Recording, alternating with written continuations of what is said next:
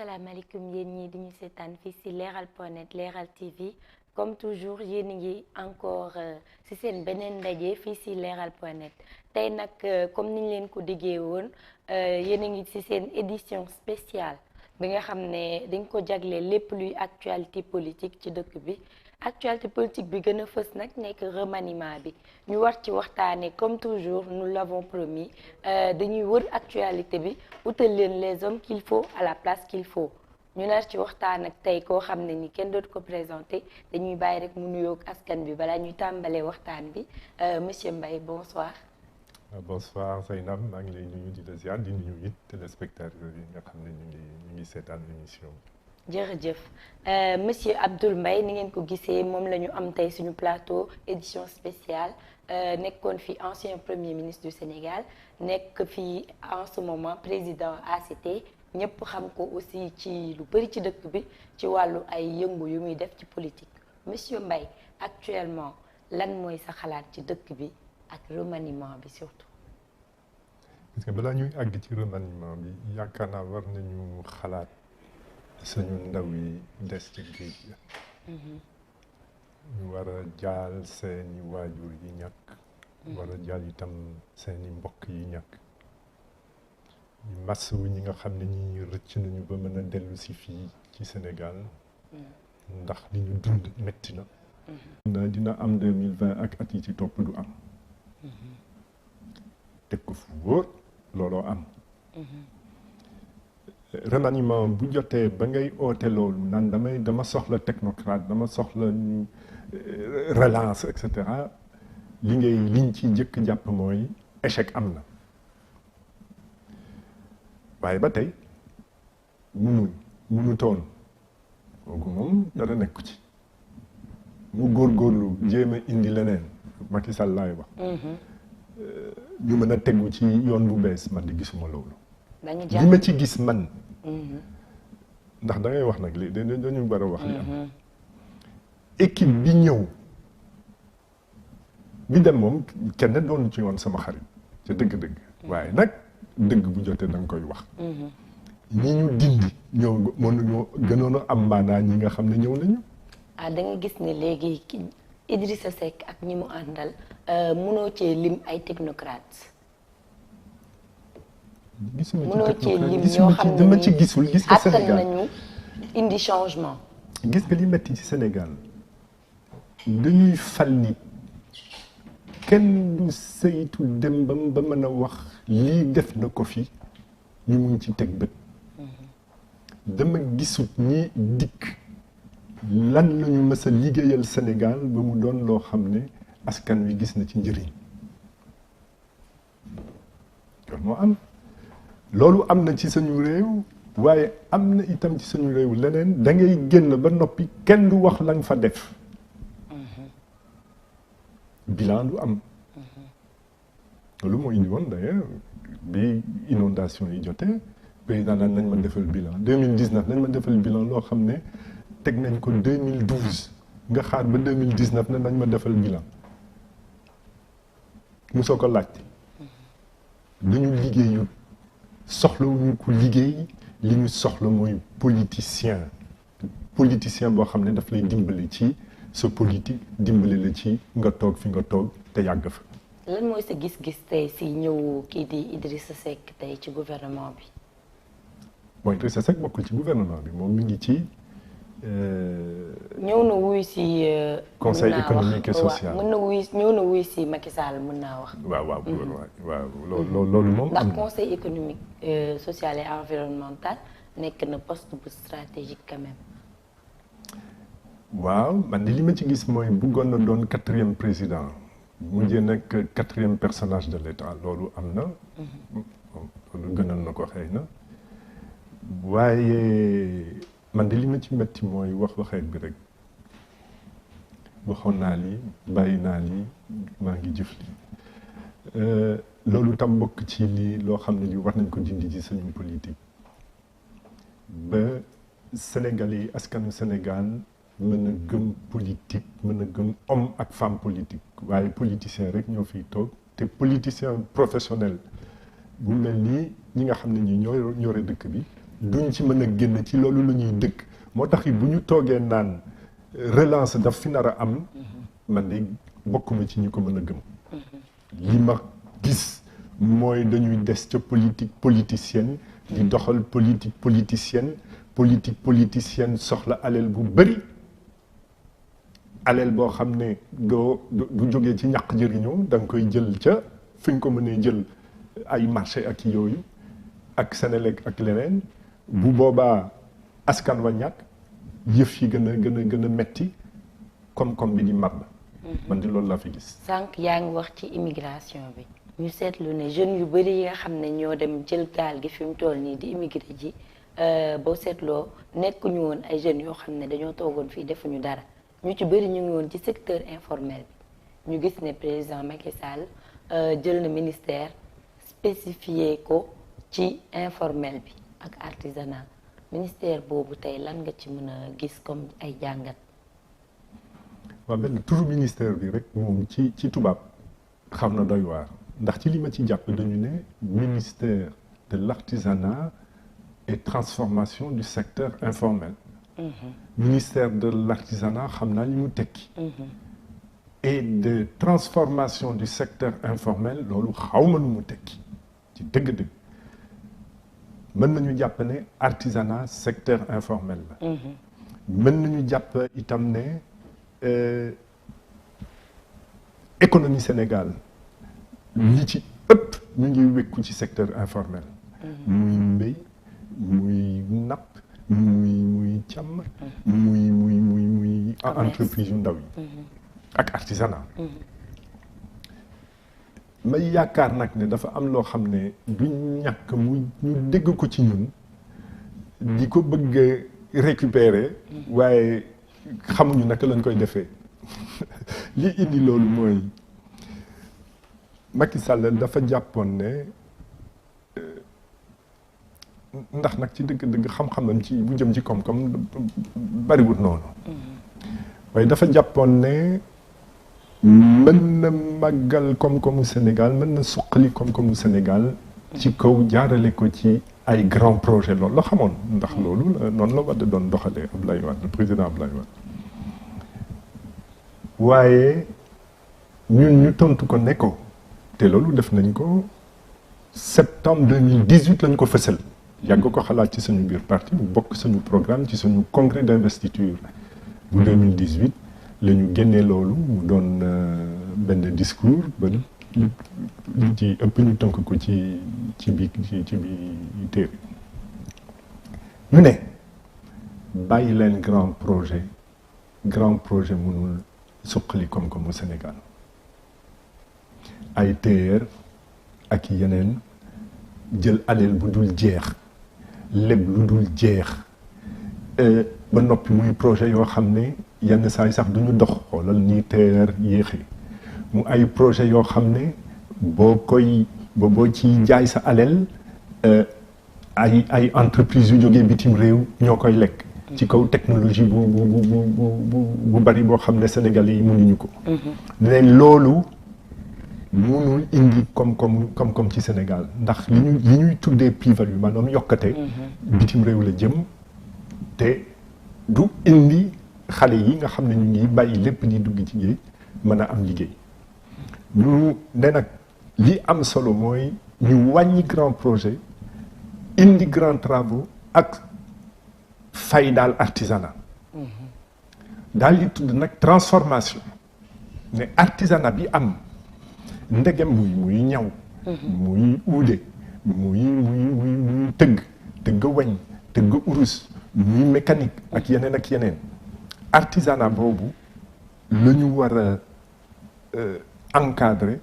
ba indi ko ci mu mën a doon lii tubaab bi di wax petites entreprises très petites entreprises TPE ba pare dimbale ko it ñu jàll ca booba ca jógee très petite entreprise jàll ci moyenne entreprise ba mën a doon industrie loolooy transformation de l'artisanat waaye ministère de l'artisanat et de la transformation du secteur informel ci dëgg man xawma li mu doon ñu gis waaye nag mën nañu jàpp ne ni ñu koy faral di defee rek. dafa bokk ci slogan yi. émergence fast track zéro déchet tey ñu naan transformation du secteur informel loolu politicien buy folle daal man loolu laa ci jàpp. ñu gis ni tamit am na beneen ministère boo xam ne teg nañ fa koo xam ne ñu bëri foogeewuñ ko woon muy ministère de l'intérieur ñu teg fa kii di Antoine Félix Diome te ñëpp xam nañ ne c'était le substitut ci CREI bi nekkoon fi aussi nekk un magistrat aussi nekk ki nga xam ne moo fi tëjuloon kii di Khalifa Sall ak Karim Wade mu yoroon dossier yi gën a mag daal c'est quelqu'un boo xam ne bu ko xel yi xalaataan rek c'est un ténébreux kooku tey ñu jël ko jox ko ministère de l'intérieur lan la leen def yéen opposition bi. da nga yaakaar ne dañ ko war a ragal man de li ma ci jàpp mooy kenn waru ko ragal ndax bu doon sax bu fekkee ne am na ñu ko waroon a ragal ci CREI wala ca OFNAC ndax OFNAC wala CREI ana ñoo wër président Macky Sall. Macky Sall dafa waxoon ca 2012 xam nga 2013 dafa waxoon CREI opposant moo ko moom maanaam ñi nga xam ne ñii fekkoon nañ leen fii ba dem nañu. ñi ci ëpp bokkoon ca PDS mais OFNAC nag ñun ñoo ko moom. OFNAC ñoom ñoo ko moom waaye CREI tey ñoo ko moom ndax ña waroon a dem ca CREI ba di jaabante sax ca CREI mais ñu ngi ci ñoom. kon Antoine Diome moom yaakaar naa ne opposition waru ko ragal li ci des nag ministère de l'intérieur moom am na loo xam ne di opposition nee na waru ko yor waaye man li ma jàpp mooy Macky Sall li muy doxalee politique ak nag jàmbaar la ci politique seen loolu rek la xam du ci nangu lu bari. mu des nag opposition ñu mën a seet li nga xam ne li moom dinañ ko mën a amal seen bopp ci kaw wane seen i doole ak seen i mën-mën. fan laa ko gisee. ginnaaw def nañu tey li nga xam ne mooy remaniement bi ba pare li ci des muy li nekkoon question phare mooy li jotoon génn ci dialogue politique bi te gënoon ci fës mu nekkoon problème mu le leader de l'opposition leadership boobu nga xam ne ku nekk mu ko doon xëccoo. opinion publique bi ñu ngi ko doon jox Idrissa Seck ñi doon xalaat Sonko parce que ñoom ñoo nekkoon ñi gën a fës léegi yéen ñi nga xam ne fi mu toll nii yéen a fi ne kan ngeen xalaat ne moo war a mën a nekk le leader de l'opposition.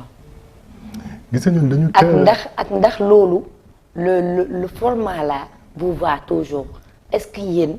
ça vous va d'avoir quelqu'un qui lead l'opposition sénégalaise. ñun dañu teel a wax te bind ko mbirum chef de l'opposition ndax chef de l'opposition nag ak leader de l'opposition du benn. ndax chef de l'opposition titre la fonction la ndomb tànk la boo xam ne Macky Sall moo koy joxe.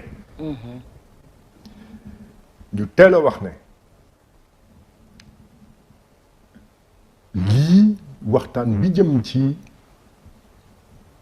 kan moo war a jël statut de l'opposition dafa di loo xam ne Macky Sall un bon politicien loolooy spécialité dafa bëgg réeral opposition te boo ko seetee ba seet bi ñu génnee ci 2019 coow waroon na bari ndax yaa ngi fàttaliku scandalu Petro-Tim ci la gën a fës waaye opposition bi ñu bari na selaw ndax ku ne yaakaar ne mën nga ko doon loolu am ñu laajte chef de l'opposition ñu ku ne di laajte ndax dafa war a doon ki nekkoon deuxième ca présidentielle wala ki ëpp député ci assemblée nationale maanaam représentation parlementaire. critères yi ndax définir gum nañ ko sax. amul moo tax ñun daal loolu du sañu débat bés bu amee dinañ xam ne xëy na bu fekkee ne am na loo war a xamal. te yoon ne balaa muy àgg ci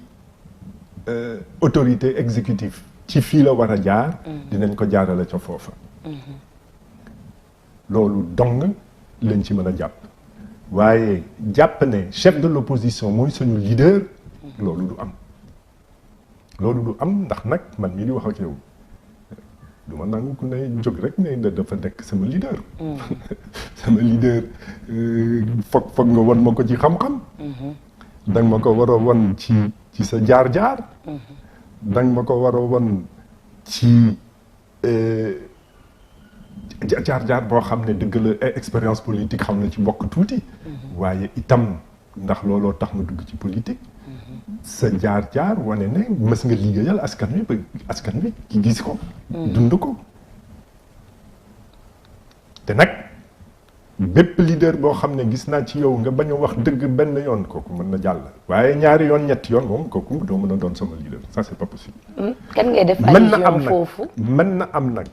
mën na am ci kan ngay def allusion ci ñàkk a wax dëgg. mais xam nga politicien u Sénégal rek da ngay bëgg fës. da ngay bëgg wax lu neex nit yi. di wax loo xam ne du dëgg. wala ñu wax lu dëgg nga ne loolu du dëgg man dugg ma ci loolu. te dëgg la dinaa déglu sa kaddu. bu boobaa mën na am ma ne bon kii moom man waxtaan nag moom man mën na am waaye du te ma. jàngat ko ma jàng saytu lépp loo xam ne lii yaa ngi koy def ak yaa ngi koy wax. kon daal ci gàttal. chef de l'opposition mën na am mu wékku ca li nga xam ne lii Macky Sall dina ko mujjee dogal. xoolal dooroon nañu waxtaan ku ne xalaat ne Idrissa Seck moo koy doon mu mujjee ñëw toog ca wetu Macky Sall kon waxtaan boobu neex na. ñun daal waxtaan ba rek moom ñun bokkuñu ci. waaye ni ma la ko waxee rek. chef de l'opposition itam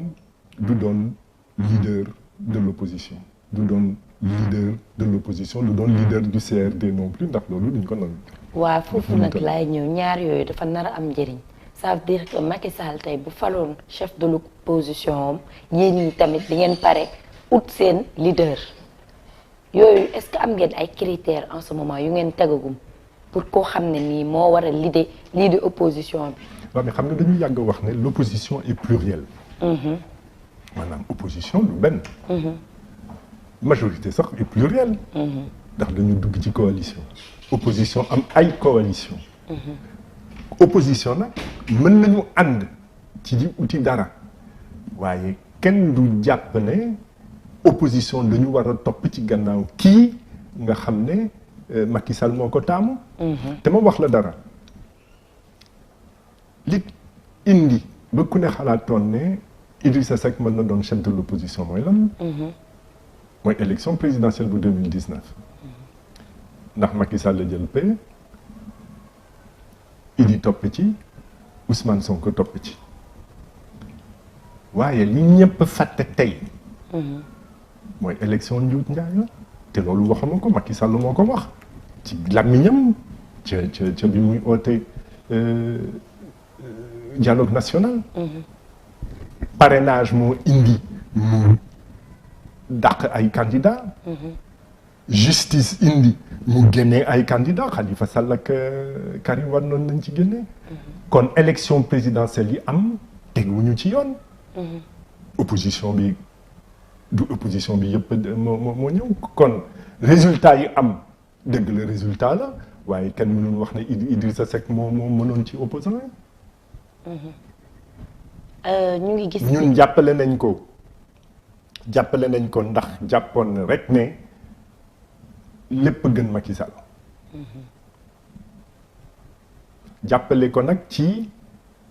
bokkuñu ci sa coalition. ndax itam ni ma la ko waxee ñun dañuy taamu suñu leader.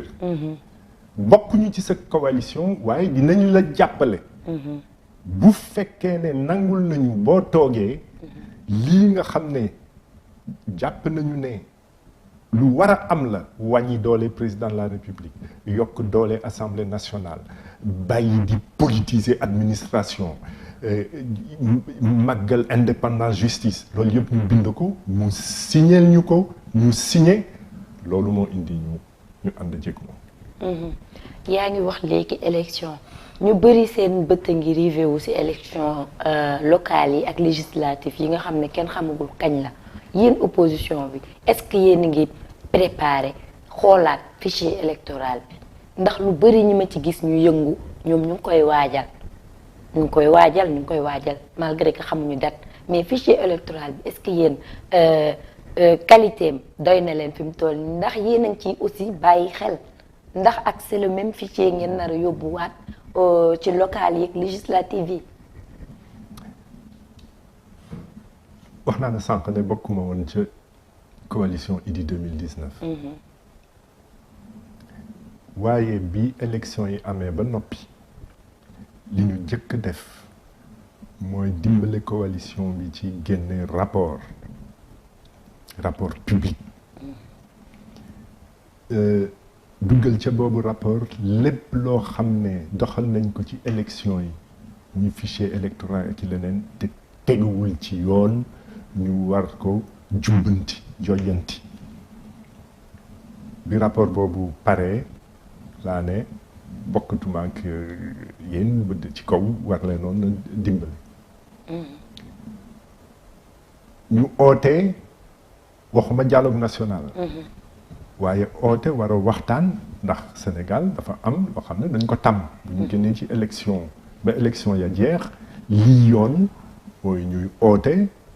opposition ak majorité ak société civile ñu waxtaan ci lan moo doxut lan la ñu war a defaraat loolu bokkoon nañ ca dialogue national bi moom la ñu ne lii bokkuñu ci waaye lii nga xam ne amoon na fi te daana am nangu nañ ko ndax am na lu ñu ci war a soppi ci li ma gis man liggéey boobu jeexul ministre de l'intérieur nekkatu fa beneen ministre ngi ñëw dinañ seet ndax loolu dina des ndax dialogue bi moom suñu ko gëm dialogue national moom suñu position dafa leer kon ñu ngi ci loolu benn bi ñaareel bi ñu ngi waajal suñu local dëgg la ànduñu ci randal ndax politicien la ñu ameel affaire wax naa la ko sànq politicien baa ngi xaar ba pare dëgg soog a mën a sànni élection waaye am na itam loo xam ne xëy na mënuñu ko suñu doole ak gu fa ndax nag politique doo ko defal sa bopp da nga koy defal askan bu fekkee ne askan wi ci boppam nangu na li nga xam ne li ñu ngi koy teg looloo ci mën waaye ñu ngi waajal élection yi ci nag stratégie yoo xam ne yaakaar naa du bërëb boppam ne war naa ko fasal ñu bëri seetlu ne li nga xam ne mooy dugub ànd ak président Idrissa Seck ak Macky Sall c'est pour régler le problème de la succession ñëpp ñu ngi xalaat naan léegi troisième mandat dootul am Macky xalaatatu ko ndax Idi la fi teg mu nar koo hérité 2024. loolu daal Zeynab loolu daal ci dëgg xaw ma ci lu bari du ma ci sori li ma la mën a wax mooy calcul am na ci ndax moom la ñu tàmm moom la ñu xam waaye nag fan la ñu bëgg a jëm ak seen i calcul loolu du ma ci sori te xam nga lu tax du ma ci sori wóor na ma ne bu ma doon jinne sax ba fekkee seen i waxtaan te déggoo muy kenn ki muy keneen ki mën nañu déggoo tey ëllëg war feeñ ndax loolu la ñu tàmm gis kon toog fii di ni ko tubaab bi di waxee di spéculer lii moo nar a am lii moo nar a am bu ñu waxoon tey sax lii la ñu signante ba déggoo ci man du ma ko gëm loolu leer na léegi li des rek te mu fës mooy li nga xam ne askan bi yëpp moom la ñu bàyyee seen xel mooy lu war a doxal dëkk bi ñu teg ko tuddee ko relance économique relance bi pas yi mu jël nii ak équipe bi ñu tegagum pour l'instant yëpp lan moo ci sa jàngat en tant que yow koo xam ne xam na koom am na ci expérience. relance du am ndax mën ko am lu jafe lool la te amuñu ci seen biir ñu ko mën a doxal loolu di benn ñaareel bi yóbbu nañu koomu Sénégal foo xam ne xat-xat yi bari nañu ma tudd ci ñaar rekk te yem ca benn bi mooy xat-xatu finance publique maanaam alelu buur alelu réew mi li indi boobu xat-xat leb bu bari bi bokk na ci yàgg nañ ko wax musu ko bëgg a dégg waaye bi ñu duggee ci mars 2020 ba mbas mi dikk rek ci la jóg ne nañu annulé bor yi xam nga ku wax loolu xam na ne bor bi metti na diis na c'est sa kaw loos kon ca boobu la koy soog a nangu lebaat dina jafe ñun nag ca 2018 bi ma la doon wax sànq décembre 2018 loolu njortoon nañu ko ba ne benn yoon rekk a des mooy partenariat public privé ñu ngi ñu ciy topp waaye yàlla nañu mën a fàtte doxal projet boo xam ne ñi ngi ciy seet leneen sudul njëriñu askan ak njëriñu réew ndax maa ngi dégg ne partenariat public privé duggal nañ ko ci projet immobilier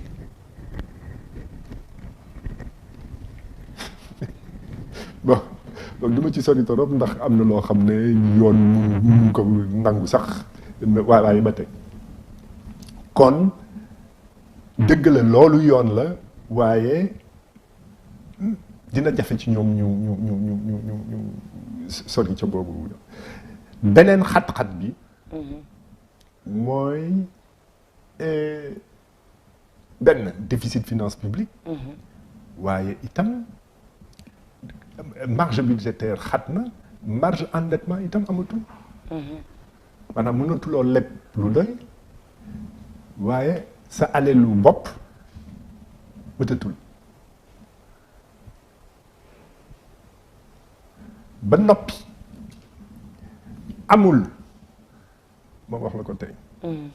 Sénégal comme munu fi dikk te wàññiwuloo njëgu énergie ak électricité wàññi ko ca lii doon ñett nga indi ko ci benn loolooy mën a tax nga mën a waxu émergence walla waxu leneen waaye mënuñu ko te xam nga lu tax mënuñu ko ndax Sénélec moo des ci société état boo xam ne ay téeméeri milliards de chiffre d'affaires lay def moo tax ñoom ñépp ñu nga seet liñ ciy jël loolu moo mën a indi mars 2020 nga xamoon ko ndax mi ngi ca PSE nga xamoon ne lii bu amul wàññi électricité bu amul émergence du ñëw ko bind moo nekk ci PSE boobu PSE bi sax biñ koy yore maa nga woon premier ministre ku ne xamoon loolu waaye ma yem ca loola rek ndax lu bari xaw na ca biir Sénélec ca mars ministère des finances ne marché poto ciment yooyu nanguwuñu ko duñ ko nangu poto ciment boo xam ne njëgam néew na 200 000 francs te benn société sénégalaise mu doon ko def SBM nga jaay ko nga jël marché boobu jëbbal ko Excelec li doon jar 200 000 nga facturé 14 millions lu tax ndax rek Sénélec la te mën nga ci lekk li ñu ciy lekk mais loolu moo indi ñu war a yokk njëgu électricité kon file ñu ngi jiital politique politicienne soxla alal lool ndax nga war a jënd nit yi war a jënd opposant ñu ñëw di transhumé nga am loo leen jox nga war a soxla loolu nga soxla ko te amuloo ko nga jëlee ko fi nga ko mën a jëlee ci société yi Sénélec laa joxe dëgg la waaye am na yeneen nga jëlee ko fa loolu mooy indi manque de compétitivité suñu réew mi duñu dem fi léeg jiitaluñu jub fi léeg jiitaluñu bonne gouvernance ku jël alelu réew mi ñu tëj la gis nga ñun ci suñu programme dañu jàpp ne képp koo xam ne détourné nga lu mat fukki at luy béykat bari na fukki at luy béykat di am ci at fukki yoon lii béykat di am ci at te loolu bu weesoo 500 000 francs 5 millions boo ko ci fukki at xam nga loolu bariwul dañu ne loolu bu amee benn prescription du lu ci mën a génne maanaam sàcc naa toog naa ñetti at ñeenti at juróomi at mën naa ci génn voilà lekk li may lekk du la ci génn ba abadan dañ la ko ciy topp ba noppi nag foo jaar ñu tëj la loolu la ñu soxla ci réew mi waaye toll foo xam ne marché 1 milliard wala 2 milliards maximum nga même pas 1 milliard nga yóbbu ko ca 34 milliards loolu fan lay comme di amee mu tane toujours ci say analyse secteur privé sénégalais situation bu mu nekkee secteur informel bi moom waxatuñ ko ndax gis nañ bu baax lépp li nga xam ne moo ci ne mais secteur privé sénégalais bi nga xam ne waroon nañ bokk ci relance bi ak industrie waroon nañ dégg ce mot-là en des bâtiments qui inondent le cher Diamniadio et dans d'autres localités du pays loolu gisaguñ ci ay perspectives lan moo ci sa xalaat. yàqum xaalis bi itam dafa bari ndax te loolu yëpp nag war a lonku ci jiital politique politicienne ndax politique politicienne mooy indi dama bëgg sama projet dama bëgg sama Diamniadio jël alal bu dul jeex def ko ci ay bâtiment ana njëriñ ma dellu si ci TER jël TER ne lii musuta am ci Afrique sous région bi xaaral ma doon ki nga xam ne kii moo ko fi njëkk indi mëtul juróom fukki kilomètre nga duggal ci lu àgg junney milliards yooyu doyoon ba tey doxagul ñaari at retard junney milliards yooyu doyoon defaraat raayu Sénégal te réew boo gis bu amoon raay bàyyi ko boobu réew dellu na ginnaaw ci wàllum koom waaye boo jiitaloon defaraat raayu Sénégal benn doo oote entreprise yu jotee bitim réew ci li ëpp ndax ba tey ñi doon liggéey raay yaa ngi fi ñaar raay bi gudd na plus de 800 kilomètres bu boobaa xale yi Sénégal ñoo koy liggéey te du doon 50 kilomètres ak ni mu tuuti ba noppi nga dundalaat dëkk yi nga xam ne gaar amoon na fa jigéen ñi dellu si ak seeni taabal di jaay nga defaraat diggante Dakar ak Bamako loolu amoon na solo ci koomu Sénégal ndax am na lu bari loo xam ne dëgg la ba tey ñu ngi jógee Dakar di dem Bamako waaye am na itam lu jógee ca feneen di dem Bamako waaye ndegem raay moo gën a néew ci njëg camion bu boobaa lu bari loo xam ne ñu ngi jógee ca camion jaar Côte d'Ivoire ak Burkina Faso dem ba Mali ci fii lay jaar bu boobaa it camion yu diis yi jaar ci suñu tali yi dinañ wàññi yàq bi économie ñëw et cetera waaye loolu yëpp dañ koy teg fële jiital naa def lu fës loo xam ne mosu fi am ana njëriñ ñu gis ne ci message yu remaniement bi liñ ci indi comme ay mots yu bees bokk na ci performance résilience yu ni mel lan moo ci sa xalaat. loolu xam nga. ak pragmatisme. waaw moom mooy slogan yi rek ma la wax ñoom dañuy fo dañuy fo ñoom daal na am rek ay slogan noonu la ko tubaab di waxee yu ñuy fësal yëf yi neex ñu ne da ñëw na lii moo xew ana njëriñ ana jëf yow mën nga toll tey fii ci Sénégal di soog a wax performance wala pragmatisme waxuma sax Sénégal bi muy indépendant ba tey mais loolu fii da fi war a fi woon a jógee waaye yow ci sa bopp oote bi ñu doon oote 2012 mais loolu yëpp bokk na ci. gis nañ ne yéen waa opposition bi lu ci bëri mennum Sonko mooy jóg ci wax surtout ci kaaw foncier yi te problème foncier yi bëri na trop surtout nag problème mu aéroport bi nga xam ne énigme la def ñëpp kenn bañ ci génne lu leer wax nit ñi suuf yooyu ñu jël di ko tasaare ñu ci am ay preuve yu leer fan la ñan ñoo koy jaay ak naka la war a demee gisuñu ci lenn yéen opposition bi kenn déggu leen si ñu ngi koy wax boo seetee suñu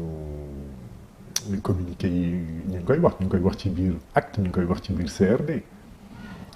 waaye dafa am loo xam ne investigation ci ñaata la mën a jóge corps de contrôle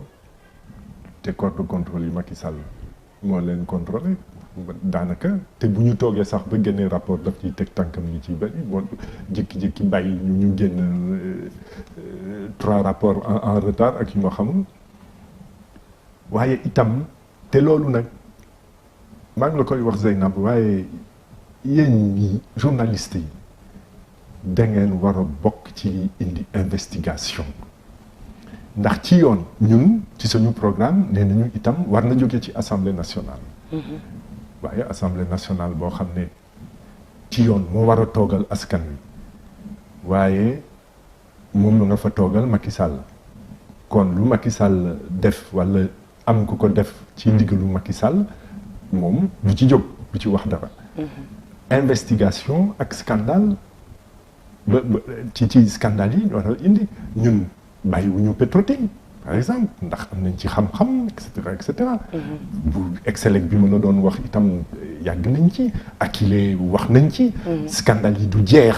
dafa bari ba nga xam ne. doo xamante sax ndax. bu génn rek war nga ci wax dara. ndax da ngay mujj ne kii moom woo xam ne bugg a soof loolu amul. waaye scandale bi bari na ci foncier bi te dafa di loo xam ne yàgg na. technique 2000 la gën a fës. musuñu ci génn ñoom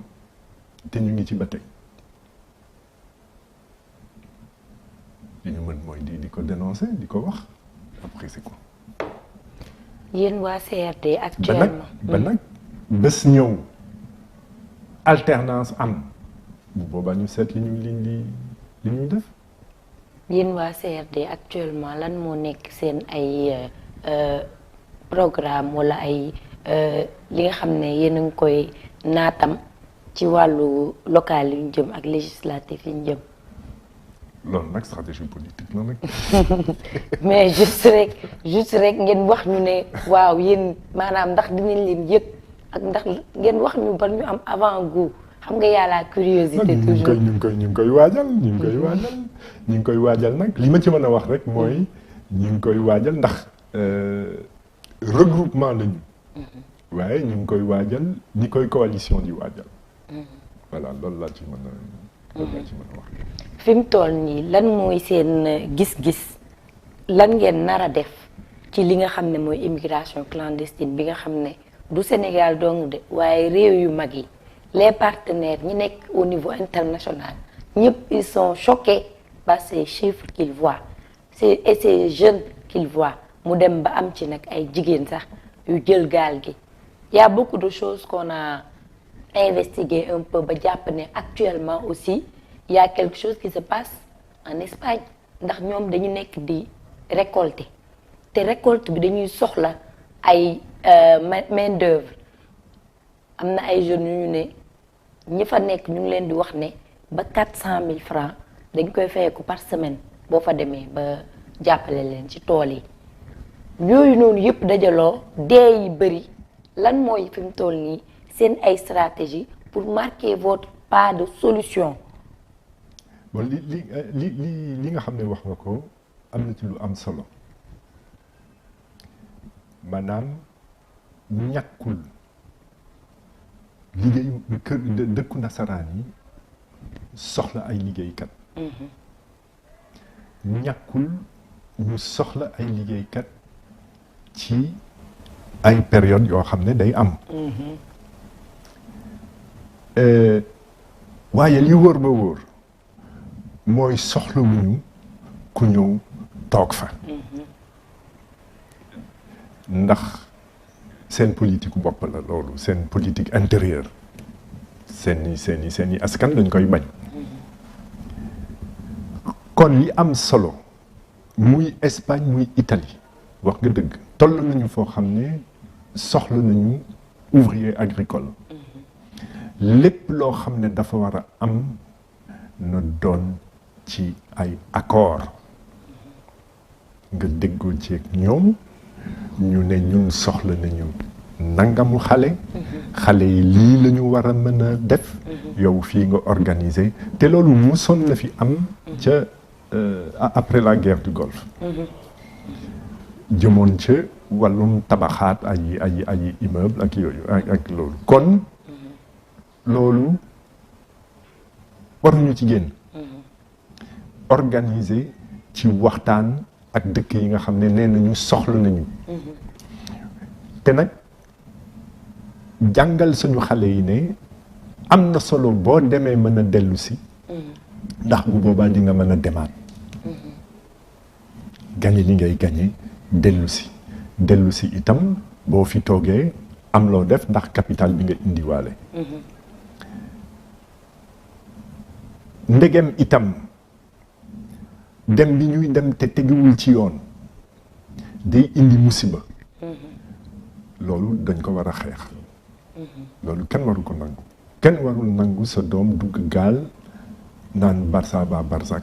xam ne mu dee mën na ci am waaye mu gënal ko ci loolu sax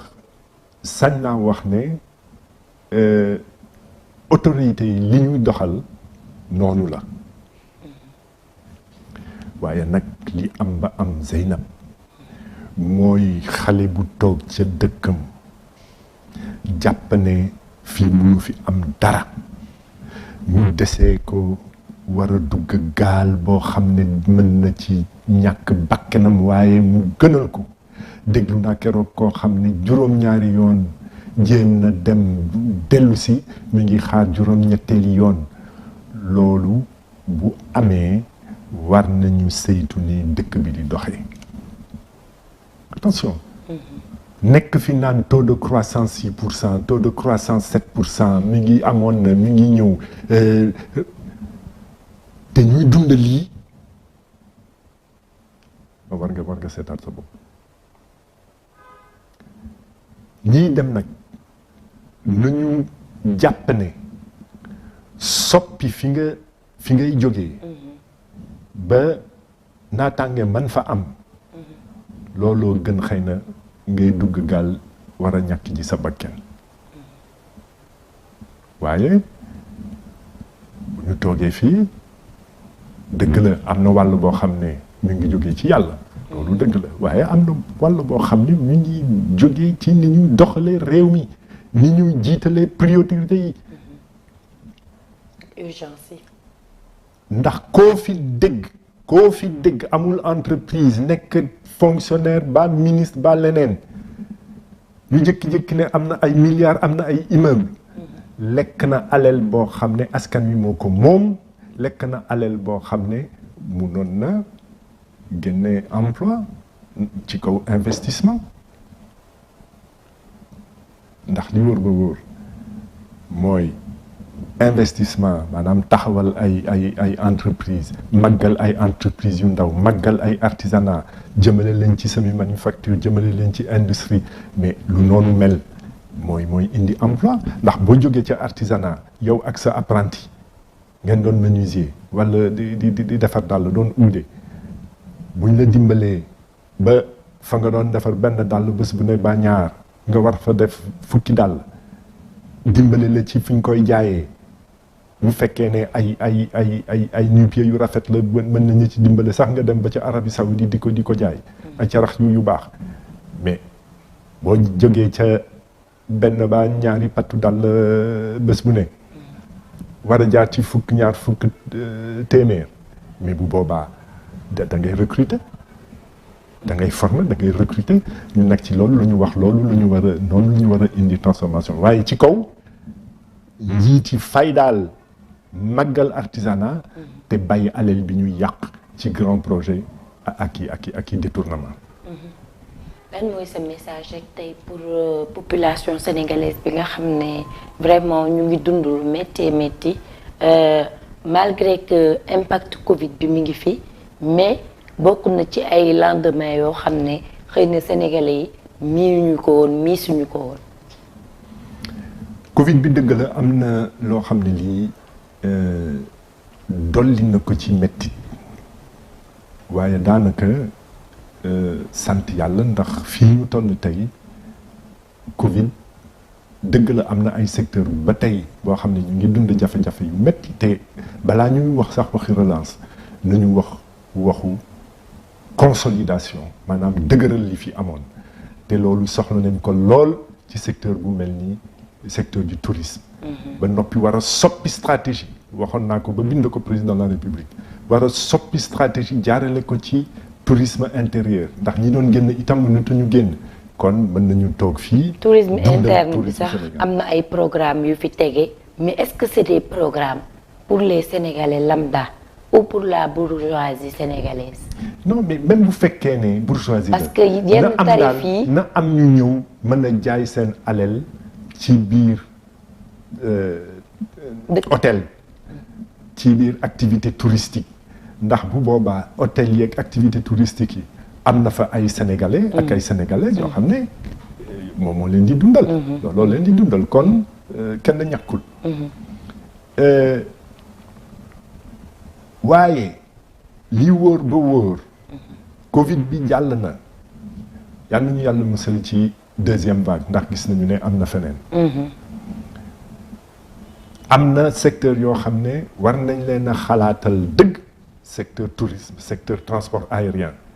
ndax foofu tam yàq-yàq bu bëri dina fa am dañu jiital ci Air Sénégal jënd ay avion fësal jënd ay avion xëy na itam ndax njigu avion yi diis na lool ay commission ak yooyu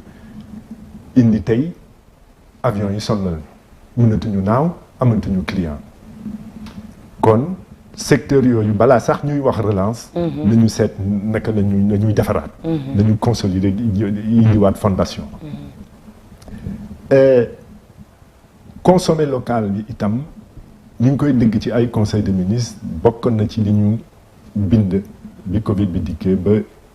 def ko ci bataaxal yónni ko président de la République waaye na doon itam stratégie bu leer bu mu yem ci slogan produisons local consommons local mbir mi du loolu da ngay toog secteur par secteur nga seet appropriation verbale seet ñi ca bokk ñépp ku nekk déggoo xam man mën naa jaay waaye li ngay jaay lii laa bëgg nga dolli ci lii laa bëgg nga soppi nga indi ci muy soppi ci produit bi et cetera et cetera waaye nañu jàpp ne mbir mi dina metti 2021 du yomb relance économique bi ñuy wax ne dina indi 7% gëmuma ko te du am fan nga ko teg mais fan lañ koy jëlee ba mën a indi 7% fan lañ koy jëlee mbéy mi moom puus nañu ne lépp baax na ba mënatuñu puus 1,4 million tonnes ku wax ne am na ci gerte Sénégal xam nga doo ko yóbbu 2 millions puus nañu ba sës tourisme wàcc na napp ji anam xale yaa ngi bàyyi napp di dugg gaal di dem ndax nee nañu jën amatul ci kaw ay licence yu ñu signé te war ñu ko woon a signé pétrole ak gaz bi ñu yaakaaroon dikkagul mais fan lay koom di jógee ba indi 7% de croissance gëmuma ko kon dina metti dañu takk suñu ndigg ba noppi nag waajal élection locale ak législative ku ne xam ne li yàq Sénégal mooy politique li yàq Sénégal mooy politique politicienne kon saa yu ñu jógatee war a sànni carte bu ñu wéete ca isoloir ba ak lu ñu la mun ci jox balaa booba muy sàkku ceeb diwlin na ki téeméer ak ki junne na nga jiital njëriñu askan na nga jiital sa njëriñu askan jiital sa njëriñu réew jiital sa njëriñu doom voteel koo xam ne am nga yaakaar ne bu toogee dina jéem a defar gox ka dina jéem a defar réew mi baa boog élection législative bu toogee fa mu war a toog dina sañoo wax dëgg gouvernement ak Macky Sall jàpp ne liggéeyam mooy doon ndawu askan liggéeyam doonu nekk doomu ndawu Macky Sall. lan mooy sa dernier message ci président Macky Sall moom nga tudd te nga xam ne fi mu toll nii yéen opposition bi yëpp nee ngeen moom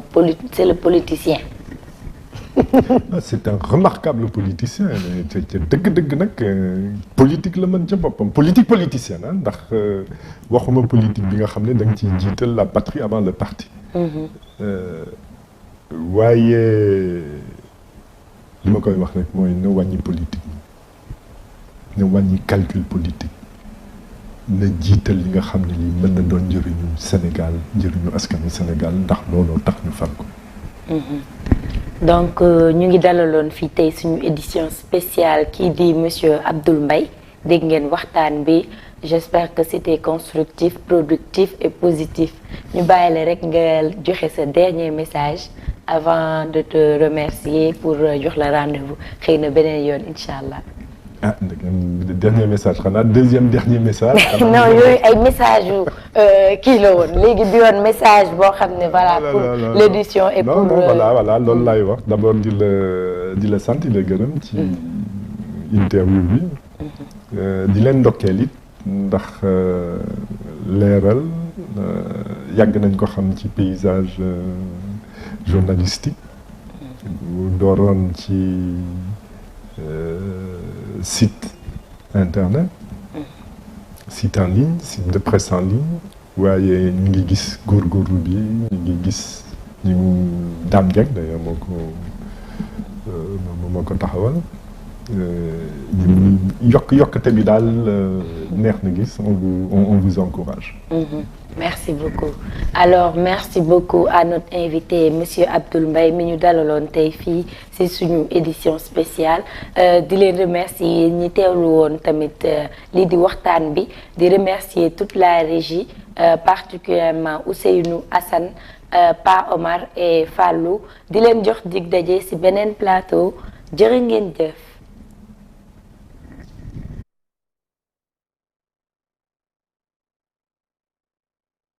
ay kàngam yu seen xel màcc lool ci mbir ma ñooy jàkkaarloog askan bi di leen jox ay xibaar yu wóor ci daar waaye itam di amal ay jotaay yu am solo femmes de la semaine les femmes au cœur de l'actualité comme politique la communication politique